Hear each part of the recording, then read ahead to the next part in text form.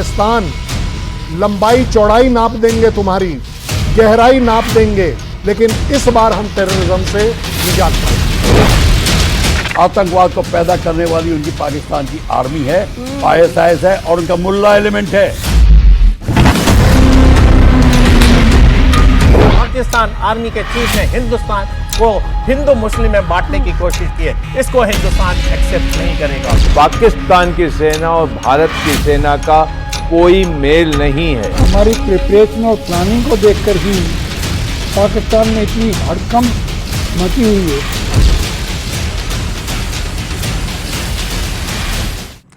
नमस्कार, जय हिंद, बहुत स्वागत है आप सभी का। आप देख रहे हैं न्यूज 18 और मैं हूं आपके साथ पूजा सचदेवा। पहलगाम में 22 अप्रैल को आतंकी हमला हुआ। हमारे देश के 26 लोगों ने अपनी जान गंवा दी। आज 10 दिन से ज्यादा का समय बीत चुका है, लेकिन हर हिंदुस्तानी इंतजार कर रहा है इंतकाम का। 145 करोड़ हिंदुस्तानियों के मन में आज एक ही सवाल है, और वो सवाल ये कि कब हिंदुस्तान बदला लेगा।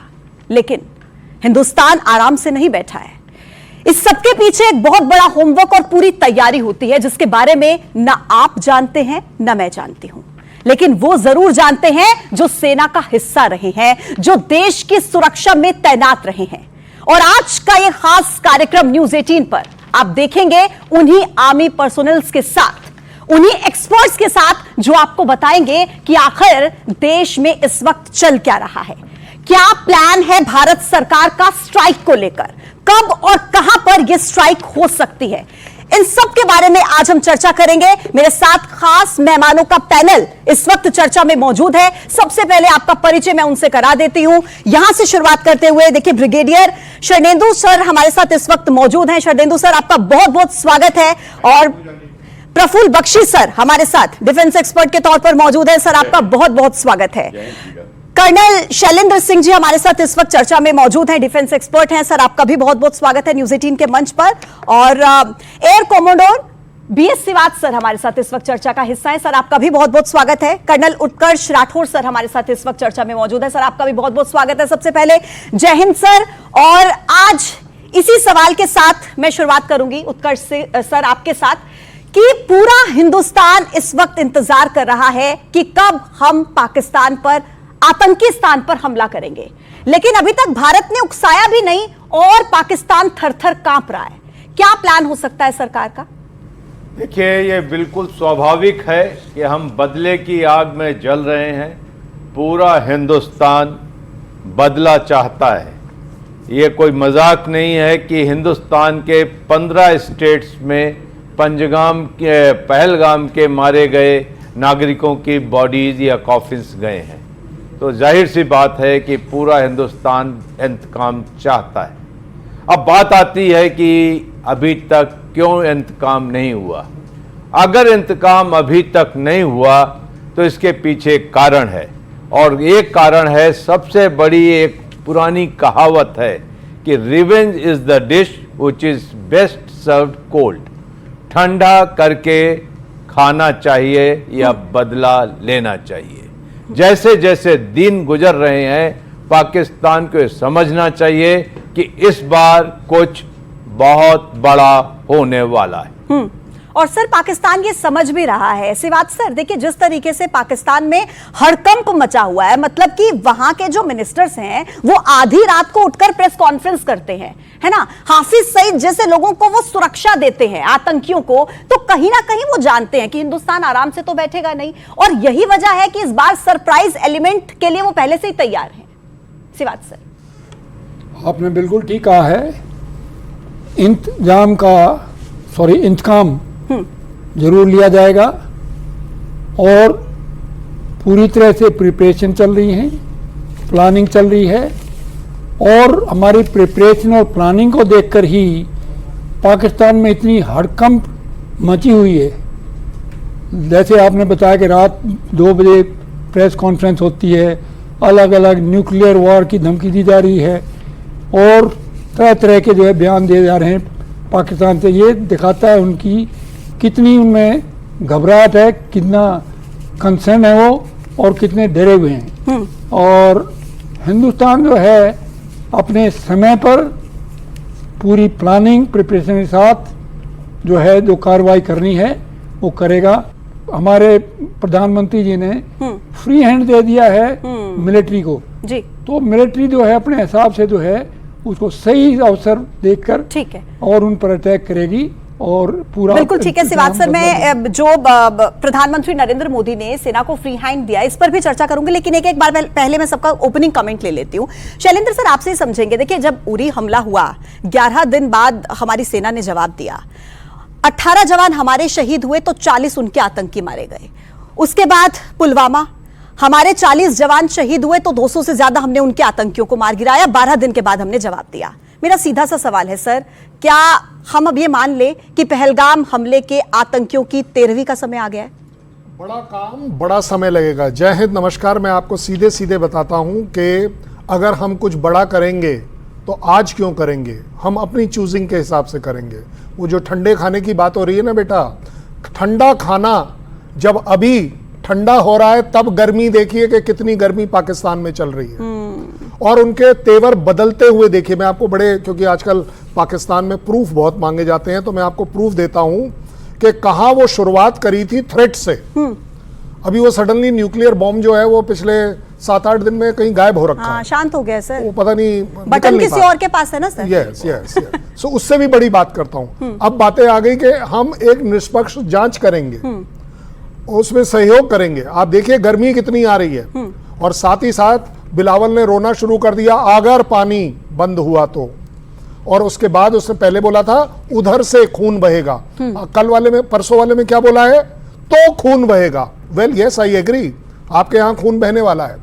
मैं 140 करोड़ लोगों को सिर्फ एक अपनी तरफ से एश्योरेंस दे सकता हूं, छोड़ दीजिए ये छोटी छोटी स्ट्राइक। अब बड़ी चीज देखिए, जब 140 करोड़ लोगों की सोच और एक्सपेक्टेशंस ग्राउंड पर आए, बड़ी हो, और प्राइम मिनिस्टर ने बड़ी क्लैरिटी से कहा है कि वी विल आइडेंटिफाई, तो हाफिज सईद हमने आपको आइडेंटिफाई कर लिया है, मुनीर हमने आपको आइडेंटिफाई कर लिया है, वी विल ट्रैक करेंगे हम आप कहां हैं, and we will eliminate you. मैं कहता हूं आज की तारीख में हमारी जो वॉर ऑन टेररिज्म है, पाकिस्तान लंबाई चौड़ाई नाप देंगे, तुम्हारी गहराई नाप देंगे, लेकिन इस बार हम टेररिज्म से निजात पाएंगे। बिल्कुल, बहुत अहम बात आपने कही। और प्रफुल्ल बख्शी सर, जैसे कि अभी शैलेंद्र सर प्रूफ की बात कर रहे थे कि पाकिस्तान प्रूफ मांगता है। आप देखिए ना, ये कौन सा देश है जो सबूत मांगता है कि जब अपने देश में होता है तो इस बात के लिए रोता है कि भाई हम तो खुद आतंकवाद के शिकार हैं, और जब किसी इंटरनेशनल फोरम पर होता है तो इनके जो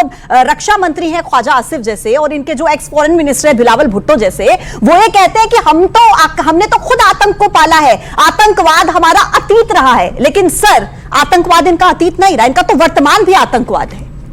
आपने बिल्कुल ठीक कहा पूजा जी, वो एक्चुअली मान गए थे, उनको मानना पड़ा था। अमेरिका ने हमको फोर्स किया था आतंकवाद पैदा करो रशिया के खिलाफ, और वो जो उन्होंने सांप बनाया तालिबान को मिला के, अब वो उनको डस रहा है, वो खुद अब उस पर झेल रहे हैं।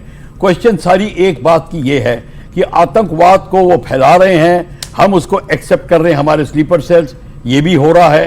पर इस समय आतंकवाद का जो जड़ है वो एक आतंकवादी 5 या 6 या 8 को मार दीजिए, कोई फर्क नहीं पड़ता। आतंकवाद को पैदा करने वाली उनकी पाकिस्तान की आर्मी है, ISIS है, और उनका मुल्ला एलिमेंट है। हाँ। आप उसको, जैसे चाणक्य ने कहा था, पॉइजनस प्लांट को जड़ से उखाड़िए, उसमें मट्ठा डालिए। जब तक हम वो नहीं करेंगे, यानी कि पाकिस्तान की आर्मी को बाध्य करेंगे कि अब अपनी वो आर्मी पॉलिटिक्स छोड़ के वापस बैरक्स में जाए और वापस पाकिस्तान में डेमोक्रेसी आने दे, पाकिस्तान के लोग आपकी पूजा करेंगे। ये बात आएगी अगर, क्योंकि यूथ पाकिस्तान का जो यंगर जनरेशन है और इमरान खान की पार्टी है और अन्य लोग जितना डायस्पोरा के हैं, वो सब चाहते हैं कि पाकिस्तान की आर्मी कब वापस जाए। पर पाकिस्तान की आर्मी 85% ऑफ द पाकिस्तान की कमर्शियल एक्टिविटी को कंट्रोल कर रही है। बिल्कुल ठीक। वो सोने की अंडा देने वाली मुर्गी को नहीं काटेंगे, और इसलिए कश्मीर का मुद्दा अलाइव रखेंगे। कश्मीर का मुद्दा को खत्म करने के लिए आपको फिर बैक टू पवेलियन आतंकवाद को करना पड़ेगा। आतंकवाद, यहां हमारे स्लीपर सेल्स एंड पाकिस्तान की आर्मी ये मिलके हैं, इनके खिलाफ अभियान चलेगा। अब मोदी साहब ने कैसा प्लान किया है मैं उस पर टिप्पणी नहीं करूंगा, पर मेरे को इतना पता है ये प्लान जो है अब आखिरी, जो इसको कहते हैं ना, last nail in the coffin होगा पाकिस्तान के। ठीक है, शरदेंदु सर आपके पास आते हुए, क्योंकि देखिए आतंकवाद को खत्म करना है, क्योंकि टारगेट जब सर्जिकल स्ट्राइक हुई, एयर स्ट्राइक हुई, तो उन टारगेट एरियाज को टारगेट किया गया, हमला किया गया, लेकिन पाकिस्तान सुधरा? पाकिस्तान नहीं सुधरा, और पाकिस्तान सुधर ही नहीं सकता। मतलब मुझे लगता है कि सर हमें होप ही छोड़ देनी चाहिए, और इसीलिए देश के प्रधानमंत्री हो या देश के बड़े बड़े जो राजनेता है, सब यही बात कहते हैं, एक्सपर्ट्स यही बात कहते हैं कि अब जो चोट है वो आतंकवाद पर होनी चाहिए सीधे। देखिए, जहां तक पाकिस्तान का सवाल है, पाकिस्तान की फितरत है आतंकवाद को फैलाना।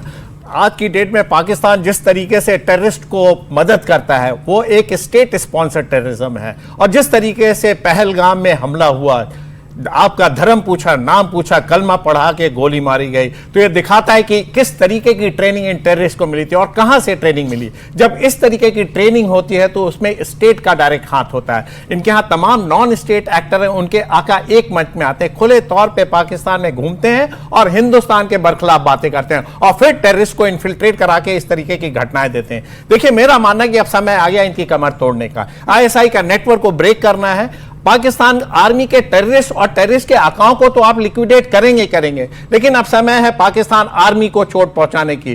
असीम मुनीर है इसका कल्प्रिट, क्योंकि उसके कुछ दिन पहले उसने नॉन रेजिडेंट पाकिस्तानी को जिस तरीके से एड्रेस किया था, जिस उन्माद भरे, ऐसा लग रहा था जैसे वो जिहाद छेड़ने जा रहे हैं। उन्होंने हिंदू मुस्लिम की बात की। अब तक वो हिंदुस्तान पाकिस्तान की बात होती थी, पहली बात पाकिस्तान आर्मी के चीफ ने हिंदुस्तान को हिंदू मुस्लिम में बांटने की कोशिश की है। इसको हिंदुस्तान एक्सेप्ट नहीं करेगा। और जिस तरीके से धार्मिक उन्माद फैला के भारत में हिंदू मुस्लिम करने की कोशिश की है, ये टेररिस्ट एक्टिविटी उससे बरखिलाफ जाते हैं। लिहाजा हिंदुस्तान को एक कड़ा रिस्पॉन्स देना होगा। आपको पता होगा अरेबियन सी में जिस तरीके से हमारे जंगी बेड़े एक्सरसाइज कर रहे हैं, जिस तरीके से एयरफोर्स एक्सरसाइज कर रहे हैं, जिस तरीके से हमारा बॉर्डर पे डिप्लॉयमेंट है, मोबिलाइजेशन है, ये दिखाता है कि एक बड़ा अंजाम होने जा रहा है, और इस बार इसका टारगेट होगा पाकिस्तान की आर्मी। उनके वॉर वेजिंग मशीनरी को नुकसान पहुंचाना, उनके टेररिस्ट कैंपों को उड़ाना है, उनके आकाओं को लिक्विडेट करना, और यहां तक ऐसी चोट दीजिए जैसे कि पाकिस्तान अगले 1 या 2 दशक तक उठ ना सके। बहुत गहरी बात आपने कही सर। मैं एक चीज और इसमें ऐड करना चाहूंगी। आपने अभी बात किया कि जिस तरीके से युद्ध अभ्यास चल रहा है, मैं तो कहूंगी सर ये तो अभी वार्म अप हो रहा है ना। जैसे हमने देखा गंगा एक्सप्रेसवे पर मिराज, मिग और ये जो जगुआर जैसे जो हमारे, अगर हम बात करें रफेल्स की, तो जिस तरीके से वहां पर युद्ध अभ्यास चल रहा है, ये सिर्फ वार्म अप है। और अभी वार्म अप हुआ और पाकिस्तान में ऐसी बौखलाहट कि बार बार सीज फायर का उल्लंघन कर रहे हैं, अपने जो ये आतंकी है हाफिज सईद जैसे, इन्हें सिविलियंस के बीच में जाकर छिपा रहे हैं। मतलब क्या है सर ये? देखिए, जहां तक मैं समझता हूं पाकिस्तान को लड़ाई शुरू हुई नहीं, मोबिलाइजेशन है एक तरीके का। बॉर्डर पे देखिए स्कमिशेस हैं, फायरिंग चल रही है, और ऑप्शन क्या आ रहा है पाकिस्तान के, उनके तमाम जो मिनिस्टर वो बोल रहे हैं न्यूक्लियर ऑप्शन पे जा रहे हैं। लड़ाई शुरू हुई नहीं हुई, न्यूक्लियर ऑप्शन। ये दिखाते कि पाकिस्तान कितना जिम्मेदार देश है। उनके जिम्मेदारी नाम का एक इल्म भी नहीं है उनके अंदर, और हर बार धमकी। न्यूक्लियर अगर आपने फर्स्ट यूज किया तो क्या पाकिस्तान इस वर्ल्ड मैप में एग्जिस्ट करेगा? इसको समझना पड़ेगा। आप पूरा देश देखिए ध्वस्त कर दिया जाएगा, मिटा दिया जाएगा वर्ल्ड मैप से। और ऐसे समय में जब बलूचिस्तान में देखिए आपके सेपरेटिस्ट मूवमेंट चल रहे हैं, खैबर पख्तूनख्वा में अलग किस्म की लड़ाई है, टीटीपी आपसे कंट्रोल नहीं हो रहा है, आर्थिक स्थिति का पूरे वर्ल्ड में आपको पता है कि क्या किस स्टेज में आप पहुंच चुके हैं। क्या आप लड़ाई लड़ने के हैसियत रखते हैं? आप लड़ाई लड़ेंगे तो मैक्सिमम 1 हफ्ता 15 दिन की, देश तबाह हो जाएगा, आर्थिक बर्बादी होगी। और इसी के तहत देखिए उनकी पॉलिटिकल लीडरशिप में कितनी बौखलाहट है। आज वो इमरान खान से भी मिल रहे हैं, स्पेशल असेंबली का सेशन होने जा रहा है। ये सब दिखावा है और अपने आम नागरिकों का ध्यान भटकाने का, और बिल्कुल एक जस्टिफिकेशन दे रहे हैं। सर आप बिल्कुल ठीक कह रहे हैं। और शैलेंद्र सर आप कुछ कहना चाह रहे थे, इसके साथ ही मैं एक सवाल ये भी ऐड करना चाहूंगी कि आप देख रहे हैं कि किस तरीके से जो शहबाज शरीफ है वो UAE के राजदूत से मिलते हैं, है ना, और अमेरिका के सामने जाके, चीन के सामने जा जाके गिड़गिड़ाते हैं कि भाई हमें बचा लीजिए, क्योंकि वो जानते हैं उनका हश्र क्या होगा। आप सेना बल में देख लीजिए, आप डिस्ट्रॉयर्स, भारत के पास डिस्ट्रॉयर्स हैं, भारत के पास एयरक्राफ्ट कैरियर्स हैं, है ना, और सेना की अगर बात की जाए तो दोगुनी से भी ज्यादा सेना भारत के पास है। कहां पर स्टैंड करता है भारतीय सेना के सामने पाकिस्तान? देखिए, अगर आप नंबर गेम में जाएंगे तो आई थिंक ये बहुत बड़ी इंसल्ट होगी मेरे लिए कि उस आर्मी को आप मेरे साथ कंपेयर करें, क्योंकि unfortunately Apple should be compared with apples. बिल्कुल सर, ये अपने आप में बड़ी फेमस सेइंग है। लेकिन ज्यादा बड़ी बात जो आपने कही, शहबाज शरीफ कहां जा रहे हैं, मुझे तो एक्चुअली समझ नहीं आया। उनके अपने बड़े भाई जो बता रहे हैं वो नहीं सुन पा रहे। उनके नवाज शरीफ ने सिर्फ एक लाइन बोली जो कि सब चीजें बराबर कर देती है, मत उलझिए हिंदुस्तान के साथ। एक शब्द, एक लाइन में सब कुछ बोल दिया गया है। चाइना क्या दे देगा? चलिए 50,000 ड्रोन दे देगा थोड़े, और उसके सैनिक आकर आपके लिए नहीं लड़ने वाले, लड़ना आप ही को पड़ेगा। लड़ना आपको इसलिए पड़ेगा क्योंकि कोई भी कंट्री किसी भी जगह से आपके साथ खड़े होकर नहीं लड़ेगा, और जो लड़ेगा वो इसलिए नहीं लड़ेगा क्योंकि उसे मालूम है कि दुनिया में वो एक्सपोज हो जाएगा कि वो टेररिज्म के साथ खड़ा है।